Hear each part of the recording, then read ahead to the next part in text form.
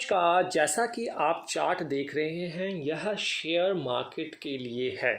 यह विश्लेषण किया गया था पर्सनल कंसल्टेंसी के लिए। उन्हीं का चार्ट लिया जा रहा है। उनके योग थे, उनको बताया गया था क्या क्या कंडीशंस थी। वह कंडीशन मैं आज आपके साथ डिस्कस करना चाहूँगा, क्योंकि आप 100 में से आप मान के चलिए 60% तक जो लोग होते हैं, जो मेल पुरुष होते हैं, वो शेयर मार्केट म्यूचुअल फंड में पैसा लगाना पसंद करते हैं। और इस बात को नोट कर लीजिए कि शेयर मार्केट का जो क्षेत्र है बहुत जोखिम भरा है।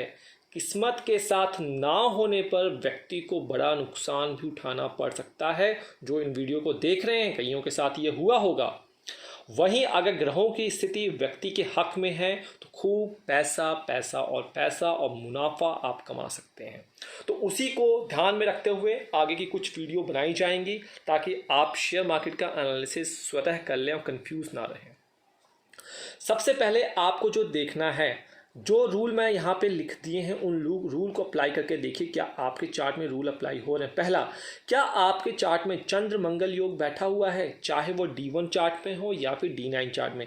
चंद्रमा और मंगल एक साथ बैठे हुए हैं और वो भी अच्छे भाव में। खासकर पहले देखिए, इस कुंडली में दोनों एक साथ बैठे हैं लग्न में। अगर या तो इस वाले पंचम भाव में बैठे हों, या फिर कुंडली के नवम भाव में बैठे हों, दसम भाव में बैठे हों, 11वें भाव में बैठे हों, दूसरे भाव में बैठे हों, तो हम कह सकते हैं कि चंद्र मंगल योग है और आप इन्वेस्टमेंट कर सकते हैं। जब चंद्रमा और मंगल की दशा अंतर्दशा साथ में आएगी तो आपको अच्छे रिजल्ट देखने को मिलेंगे, प्रॉफिट मिलेगा। परंतु लेकिन अगर आपकी कुंडली में चंद्रमा और मंगल अस्त हैं, नीच के होके बैठे हुए हैं, मैलेफिक प्लैनेट की दृष्टि पड़ रही है, तो उसमें रुकावटें आ सकती हैं। इस चीज़ का आपको ध्यान रखना है। चंद्र मंगल योग आपके D1 चार्ट और D9 चार्ट दोनों में योग बना रहे हैं, तो आप शेयर मार्केट में जोखिम ले सकते हैं। परंतु ये दोनों ग्रह शुभ भावों में बैठे होने चाहिए और कुंडली में मजबूत होने चाहिए।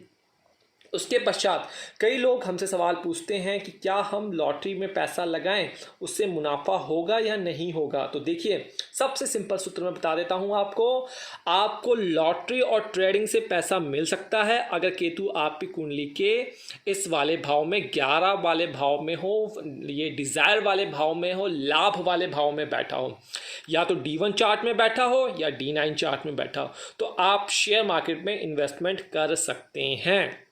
साथ ही साथ क्या आपको शेयर मार्केट में प्रॉफिट होगा या नहीं होगा। तीसरा, देखिए, जितने ज़्यादा सूत्र, जितने ज़्यादा पैरामीटर लगेंगे, उतनी ज़्यादा आपके चांसेस हैं शेयर मार्केट में सक्सेस प्राप्त करने का।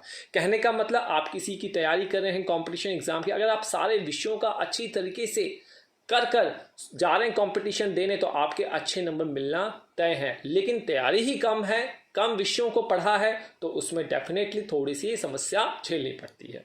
तो अगर आपकी कुंडली का ये दूसरा घर कोई भी मालिक हो, या आपकी कुंडली का 11वां घर, आपका कोई भी लग्न हो सकता है, देख लीजिए क्या नंबर यहाँ लिखे हुए हैं, कौन सा उनका स्वामी है। अगर आप देखेंगे दूसरे घर का मालिक आपकी कुंडली के 11वें घर में बैठ जाए और 11वें घर का मालिक उठकर आपकी कुंडली में दूसरे घर पर बैठ जाए, तो इसे भी हम कहेंगे कि भाई आप इस फील्ड में सक्सेस हो सकते हैं। इस चीज़ का आपको ध्यान रखना है।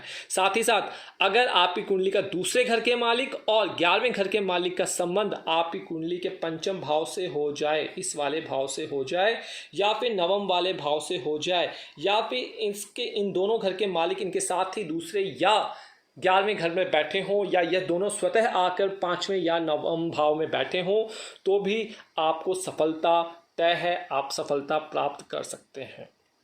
आगे आने वाली वीडियो में हम यहाँ पे जो प्लैनेट होते हैं, टाइमिंग जो होती है, राहु केतु जो होता है, इन सभी के बारे में बात करेंगे।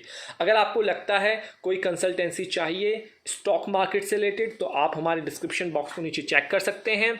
साथ ही साथ ज्योतिष घर वैदा ऐप, हमारी वेबसाइट के थ्रू भी आप हमसे संपर्क कर सकते हैं। कोशिश करेंगे आपका एनालिसिस करके आपके समक्ष दिया जाए।